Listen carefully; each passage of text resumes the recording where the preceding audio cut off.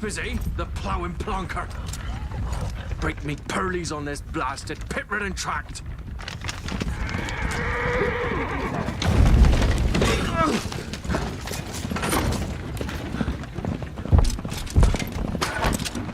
We've veered off dry road. Aye, the devil's after it! It's running from!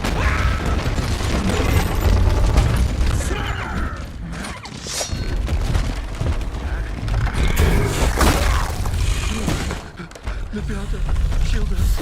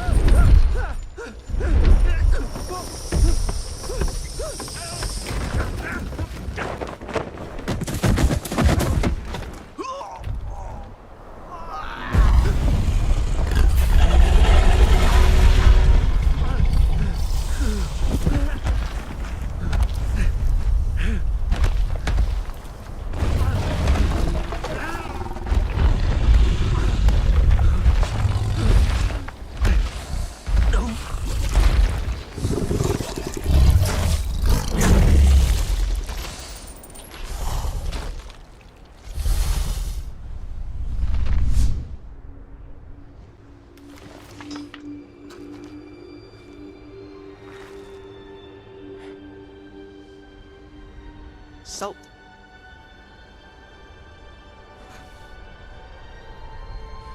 Almost had me fooled, Fruin.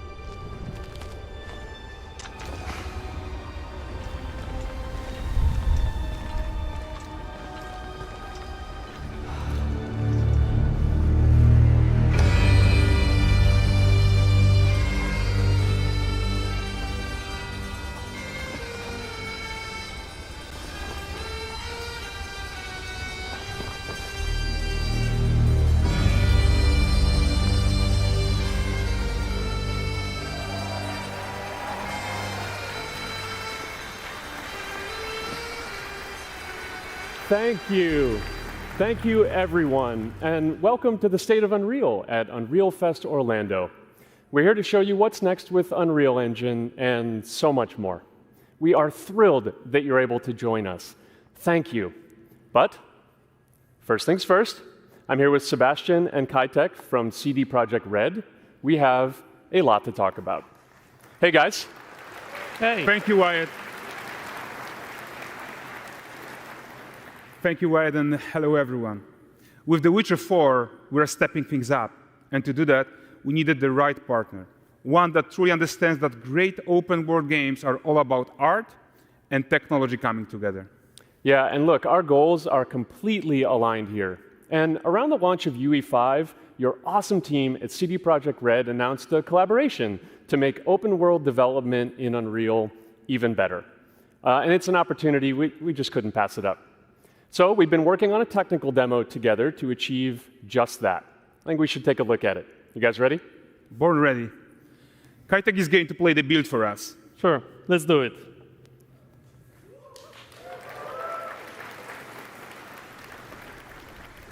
This is a technological showcase set in the world of The Witcher 4.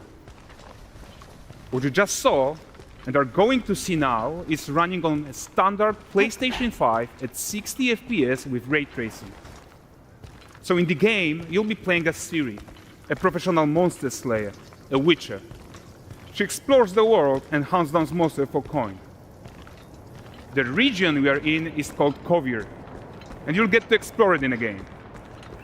Right now, Ciri is investigating a monster, and after gathering new clues, she is heading back to a nearby village.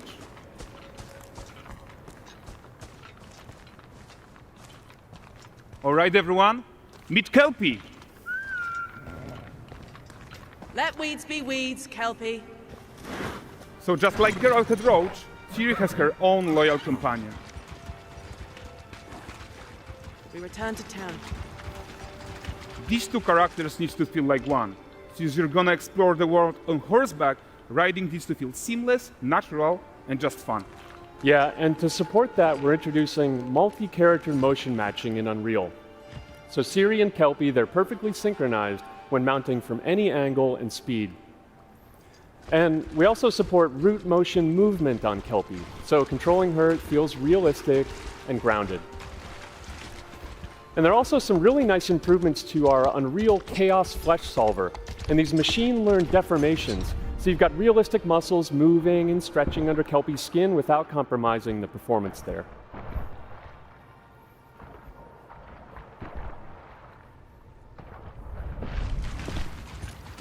So let's leave Ciri behind for a second and talk about the world itself. So much of the Witcher world is natural, organic, especially Kovir with its dense forest and wild nature. Yeah, and wild nature is hard. And with nanite geometry, we've freed artists from so many of their old constraints. But we don't want to rest until everything we do in Unreal has that same spirit of freedom. There's always more work to do. And foliage is a huge piece of that puzzle. So we are excited to introduce nanite foliage.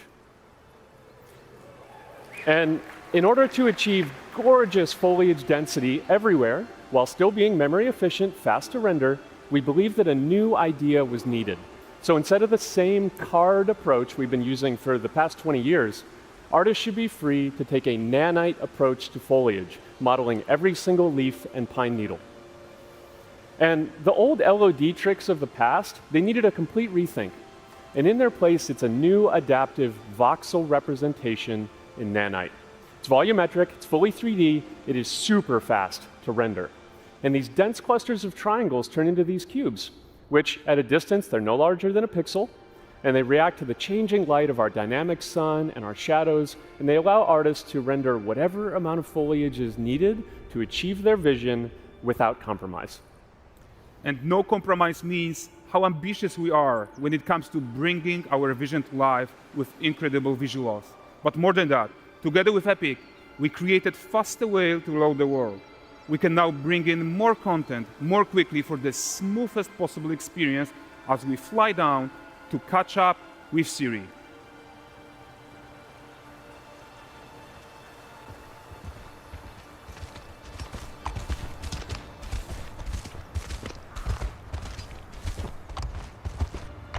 Welcome to Valdrest. So Valdrest is a port town, a hub for fishing, trade and mining. It's one of those places where you can meet shady characters or overhear gossip from other lands. It's also where Ciri took on her current contract. High-tech, let's leave Kelpie here and explore the marketplace and food. I'm so excited we can finally show you some of this stuff. Let's see what Valdrest has to offer. Not her again. Not even at the Lan Exeter Fair. Now, 9 gazes while I present him with a fish. For the furry rascal will often wait, and the fair's wait grants good fortune.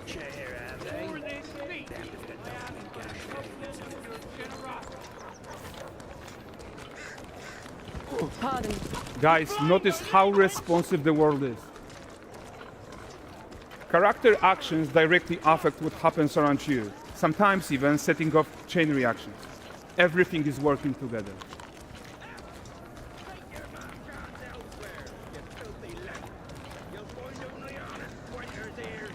Oh, look at this poor gentleman being taught how to fly by an angry innkeeper. That's what happens when you cheat at Gwent. Last of it, is it?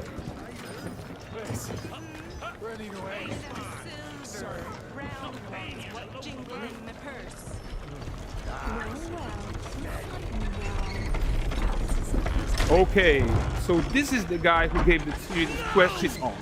Like you probably suspect, he has his own agenda in all of this. You're off your tits again, Wilfred. Get your ass up.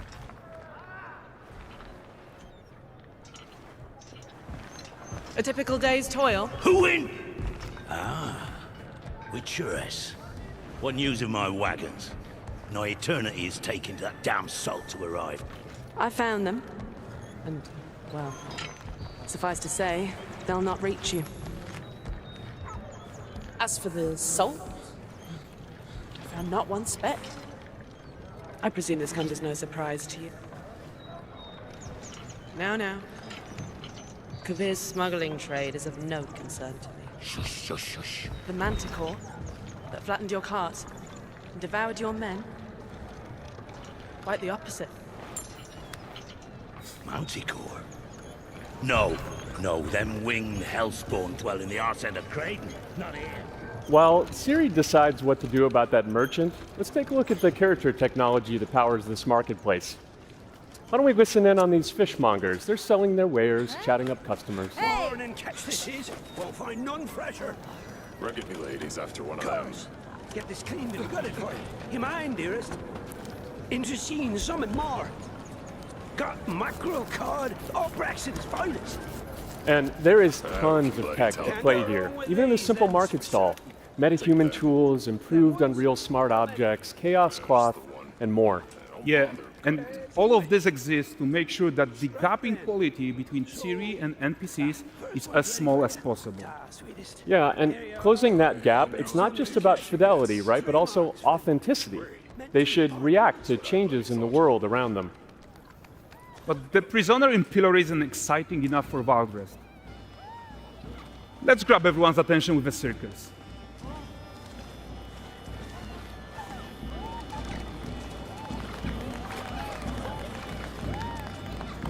But the great performance deserves a huge crowd though.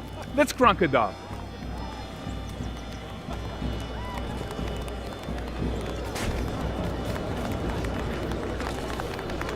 So you are seeing tons of optimizations here to many of Unreal systems, including an entirely new Unreal animation framework, allowing us to fit easily in our 60 FPS budget, not just in rendering, but also with room to spare on the game thread. Over 300 animated skeletal mesh agents all going about their business. And the whole point is to leave breathing room for developers like you to introduce the gameplay and the systems that your players expect, empowering you to make your worlds come to life without Unreal standing in your way. You are right. And that's the open world RPG that we're making. But before we wrap up, how about one final check-in with Ciri?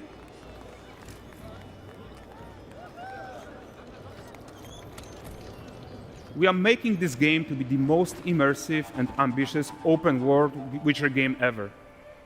And we are making this a reality thanks to our work on Unreal with the team at Epic. I think what we are doing together is going to bring in a new generation of open world RPGs, and I'm so proud of what we accomplished so far. We are too. So we're almost done, but before we go, here's a small gift for all Witcher fans. A first look at Lan Exeter.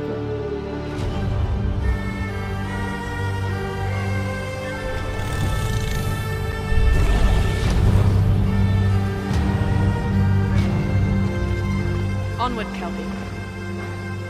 We've worked to do.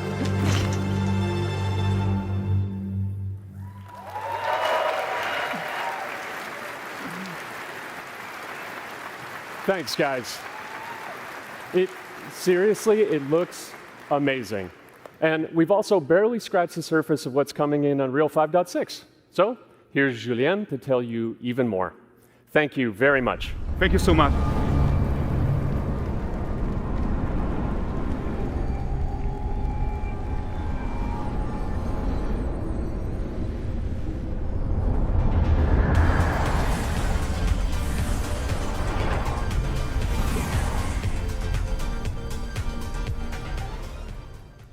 Hey everyone, great to be here in Orlando.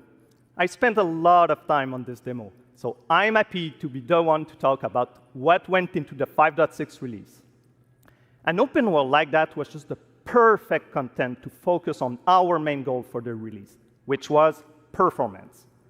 We want the engine to scale to large and rich worlds, we want to preserve graphics quality, and of course, we want to deliver high frame rates that you and your players expect.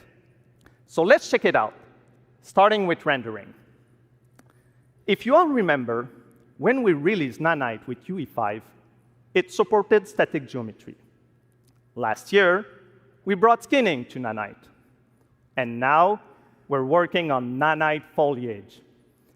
The only way to have a forest that looks as good as this one is to use 3D geometry for all parts of the trees.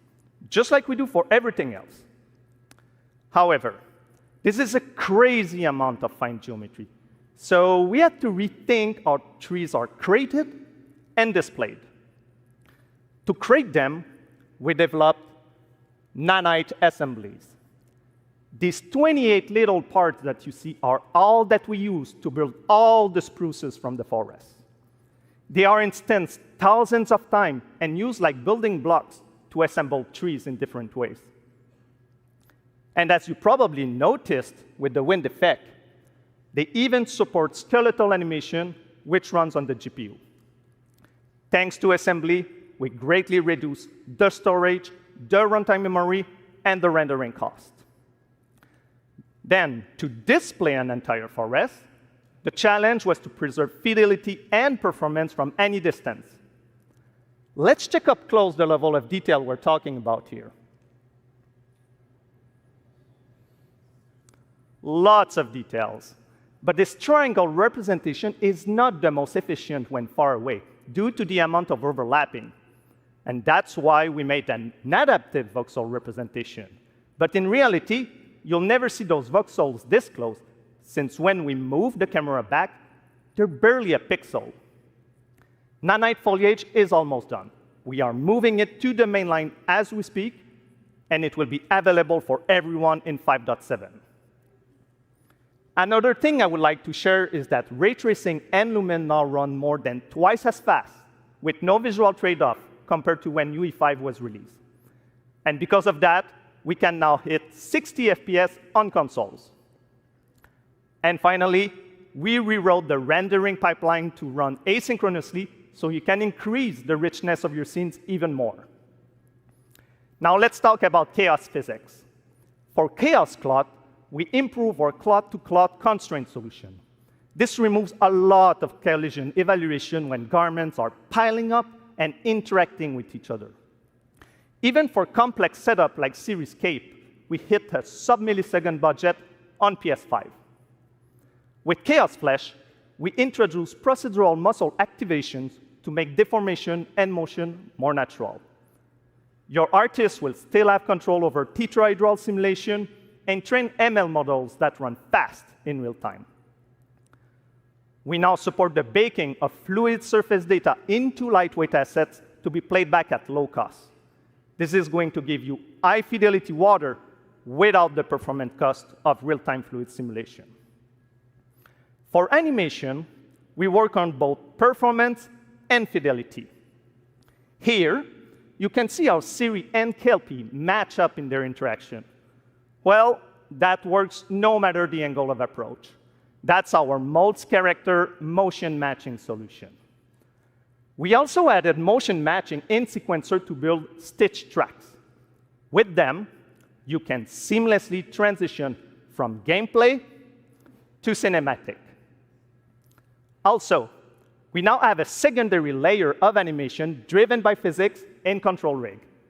We used it in Kelpie's rig to drive the mane, the tail, and the saddlebacks. And now, I'm happy to announce that all these features are already integrated into our new Unreal Animation framework, which we are releasing as experimental in 5.6. We built it with performance first in mind. Animation evaluation are now running in parallel off the game thread, which was our bottleneck. And for the other character systems that are just as costly, like movement, avoidance, state tree behaviors, we also move them to worker threads. This is really going to help you create scenes that are crowded and lively. Streaming has always been a big deal regarding performance. And the three biggest improvements we made are physics state creation, which now runs async, improve runtime PCG for ground scatter on GPU, and a new FastGeo plugin to stream static geometry.